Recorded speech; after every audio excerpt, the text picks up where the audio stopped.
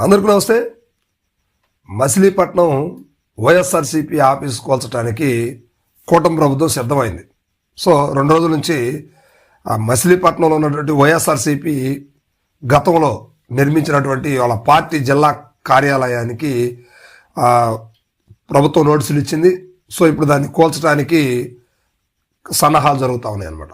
So ఇప్పుడు దీనికి సంబంధించి పూర్తి వివరాల్లోకి వెళ్తే, ఈ బిల్డింగ్ వచ్చేసి వైసీపీ గవర్నమెంట్ హయాంలో ఇది నిర్మించడం జరిగింది. అప్పుడు అనుమతులు ఉన్నాయా లేవంటే దానికి క్లారిటీ లేదని అధికారులు చెప్తున్నారు. MUDA Machilipatnam urban development authority వారు, అదేవిధంగా మున్సిపల్ వారు కూడా, అదే రెవెన్యూ డిపార్ట్మెంట్ వారు కూడా దీనికి సంబంధించి పక్కనే ఉన్నటువంటి పాఠశాల భూమిలోకి కొంత భాగం ఈ బిల్డింగ్ ఉంది అంటూ అధికారులు నోటీసులు ఇష్యూ చేశారు. దీని మీద పేరు నాని గారు మండిపడ్డారు.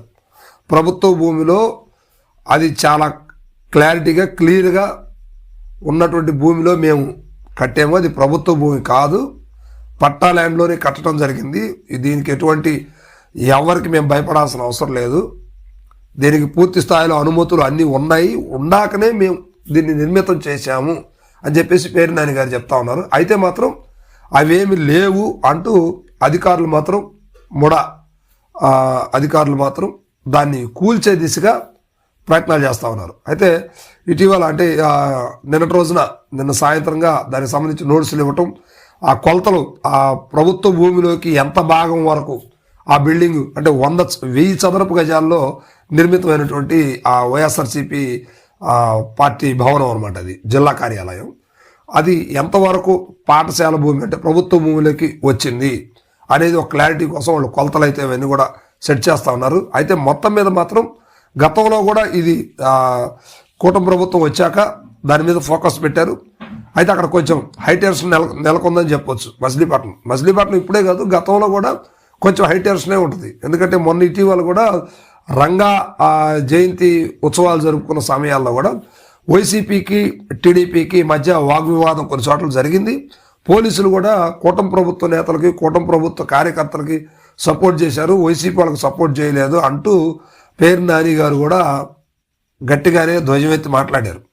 సో అదేవిధంగా ఇప్పుడు కూడా ఏదో ఒకతోటి వైసీపీ కార్యాలయాలపైన వైసీపీ కార్యకర్తలపైన దారుణంగా దాడులు చేసే దిశగా కూటమి ప్రభుత్వం చేస్తున్నట్టు కూటాన్ని దుయ్యబట్టారు పేరు నాని గారు. సో ఇప్పుడు పేరు నాని గారి హయాంలో అప్పుడు గవర్నమెంట్ వైసీపీ గవర్నమెంట్ ఉంది, పేరు నాని గారు అప్పుడు మంత్రిగా ఉన్నారు. సో అందువల్ల అక్కడ ఆ నిర్మాణం జరిగిందని చెప్పుకోవచ్చు. అయితే ఇప్పుడు దానికి పూర్తి స్థాయిలో అన్నీ ఉన్నాయి, కావాలనే అధికారులు ఎలా చేస్తున్నారని చెప్పేసి పేరు నాని గారు చెప్తా ఉన్నారు. అయితే అధికారులు మాత్రం దీనికి ఎటువంటి అనుమతులు లేవు, ప్రభుత్వ భూమిలోకి అంటే పాఠశాల పక్కనే స్కూల్ ఉంది, ఆ స్కూల్లోకి ఈ బిల్డింగు ఆ స్కూల్ ప్రాంతంలోకి వచ్చేసింది. సో అందువల్ల దాన్ని పడగొట్టడానికి మేము సిద్ధమవుతున్నాం అని చెప్పేసి వాళ్ళు చెప్తున్నారు. ఇది ఇంకా క్లారిటీ రాలేదు. దీనికి సంబంధించి ఈ రోజు కానీ రేపు కానీ ఒక బిగ్ అప్డేట్ వచ్చే అవకాశం అయితే ఉందన్నమాట. సో దీనికి సంబంధించి వైఎస్ఆర్సీపీకి మొత్తానికి కూటమి ప్రభుత్వంలో వ్యక్తులనే కాదు ఆస్తుల్ని కూడా కూటమి ప్రభుత్వం వదిలే పరిస్థితి లేదు. వాటి మీద కూడా దాడి చేసి వాటిని కూల్చే ప్రయత్నాలు అయితే చేయబోతుంది అనుకోవడంలో మరో అడుగు ముందుకేసింది కూటమి ప్రభుత్వం చెప్పుకోవచ్చు. Thank you.